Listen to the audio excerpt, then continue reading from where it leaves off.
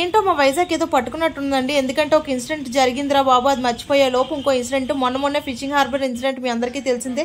అది మర్చిపోయే లోపు ఇక్కడ ఇండస్ హాస్పిటల్ అనేది ఫైర్ యాక్సిడెంట్ అనేది జరిగింది. సేఫ్ గా పేషెంట్స్ కి అయితే ఏం కాలేదు, ప్రాణహాని అయితే ఏం జరగలేదని చెప్తున్నారు. ఫైర్ ఇంజన్స్ అయితే సకాలంలో వచ్చి హెల్ప్ చేసాయి అనమాట. చూస్తున్నారు కదా అక్కడంతా హడావుడంతా ఎలా ఉందో. దేవుడా పాపం, న్యూస్ తెలియగానే చాలా మందే వచ్చారు అక్కడ ఇన్సిడెంట్ ప్లేస్ కి. కాకపోతే అక్కడ ఉన్న పేషెంట్స్ బంధువులు గానీ లేకపోతే సిబ్బంది గానీ చక్కగా పేషెంట్స్ ఎవరికి ఏం కాకుండా, ఏ ప్రాణహాని లేకుండా చక్కగా సేఫ్ గా అయితే అందరూ బయటకు వచ్చేసారు. దేవుడి దయ వల్ల పక్కనున్న హాస్పిటల్కి కూడా ఏం కాలేదు. ఎందుకంటే అన్ని హాస్పిటల్లో పేషెంట్స్ ఉంటారు కదా. నార్మల్గా ఇండస్ హాస్పిటల్లో కూడా ఇక్కడ చాలా రష్గానే ఉంటుంది ఇండస్ హాస్పిటల్ కూడా. కానీ ఈరోజు 40 మంది పేషెంట్లని వాళ్ళు బయట తీసుకొచ్చారంట. సుమారు 40 మంది అని చెప్తున్నారు న్యూస్ ఛానల్లో. ఎవరికి ఏం కాలేదని చెప్తున్నారు. దేవుడి దయ వల్ల ఎవరికి ఏం కాకూడదు. వెంటనే అక్కడ ఉన్న పేషెంట్స్ అందరినీ అక్కడ దగ్గరలో ఉన్న హాస్పిటల్స్కి అయితే పంపించేశారంట. కానీ ఎంత కాదనుకున్నా అక్కడ జగదాబాద్ జంక్షన్ దగ్గర నుంచి కేజీహెచ్కి వెళ్ళే రూట్ అంతా మీకు అన్ని లైన్గా హాస్పిటల్సే కనిపిస్తాయి అన్నమాట. ఎంతో ప్రమాదం అది. ఒక హాస్పిటల్ నుంచి పక్క హాస్పిటల్కి కనుక మంటలు అంటుకొని ఏమైనా జరుగుంటే మాత్రం చాలా పెద్ద ప్రమాదం.